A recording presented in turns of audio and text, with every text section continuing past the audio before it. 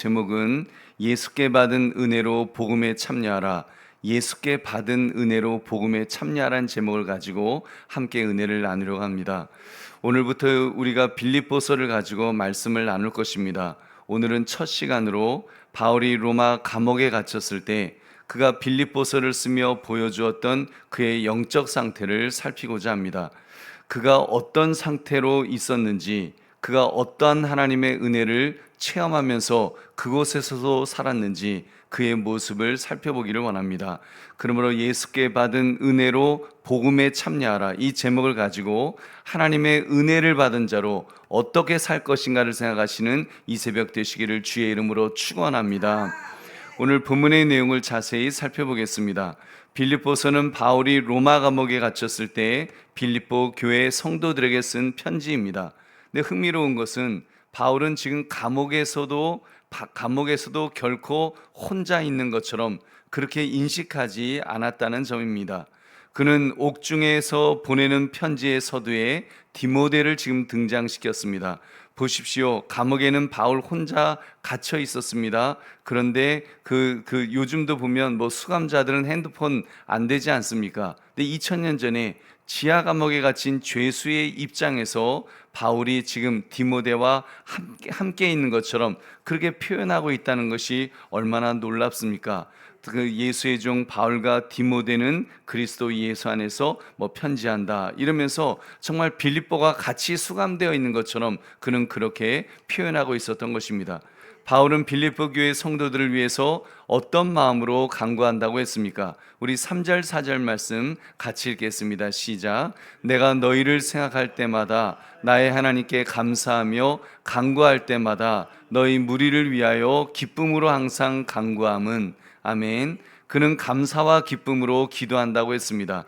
빌립보 교회 성도들을 그 영혼 깊은 곳에서부터 품고 기도하면서 그 사랑하는 모습을 보여주었던 것입니다. 바울은 현재 어떤 상황이었다고 했습니까? 우리 7절도 함께 읽겠습니다. 시작. 내가 너희 무리를 위하여 이와 같이 생각하는 것이 마땅하니 이는 너희가 내 마음에 있으며 나의 매인과 복음을 변명함과 확정함에 너희가 다 나와 함께 은혜에 참여한 자가 됨이라. 아멘.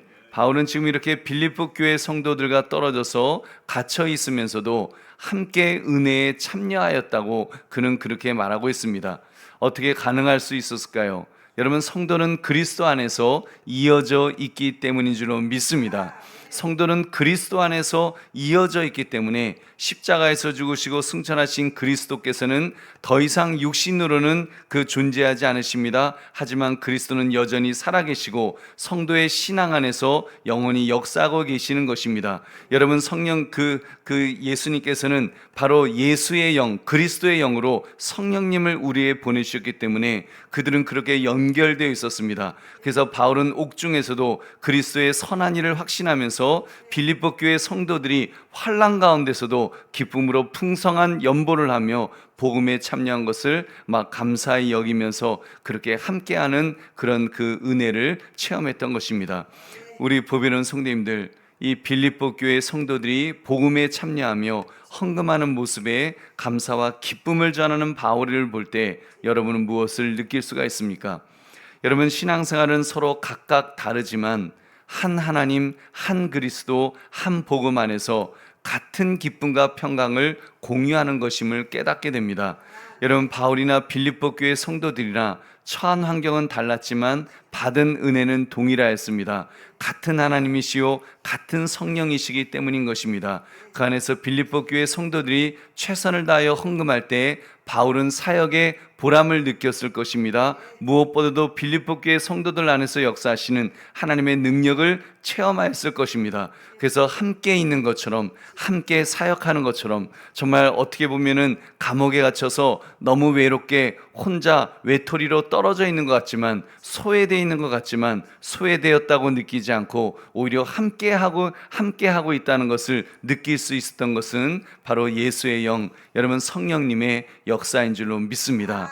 성령님의 그 위로하심이 있고 성령님의 함께하심이 있었기 때문에 그런 은혜를 그들은 체험한 줄로 믿습니다.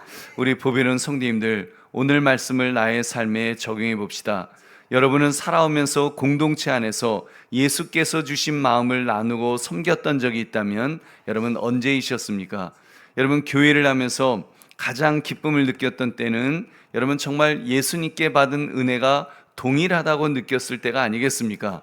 내가 받은 은혜와 다른 분이 받은 은혜가 같은 동일한 은혜다. 한 하나님의 은혜를, 한 그리스도의 은혜를 받고 있다고 할 때 여러분 그 기쁨이 얼마나 큽니까? 내가 받은 은혜, 또 지금 애쓰시는 성도님의 은혜, 여러분 정말 어떤 분은 정말 어려움 속에 처해 있음에도 불구하고 같은 하나님의 은혜를 체험하고 있다는 것을 느낄 때 여러분 그 같은 하나님으로 인해 감사하다는 것이 여러분 얼마나 큰 보람이요 기쁨인지 모릅니다. 여러분 이런 점에서 예수님께서 주신 마음을 누리는 것이 가장 중요합니다. 여러분 요즘 우리 교회 표어가 예수님 이야기에 집중하는 교회가 되자는 것도 비슷한 맥락이라고 그렇게 생각합니다. 아무리 험악하면 어떻습니까? 죽을 만큼 힘들면 어떻습니까?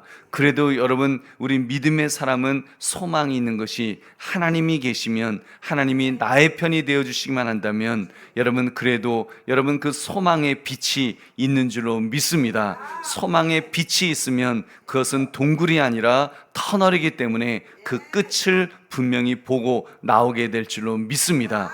여러분 그런 속에서 소망을 품으시기를 주의 이름으로 축원합니다. 이런 점에서 우리가 집중해야 될 것은 한 가지입니다.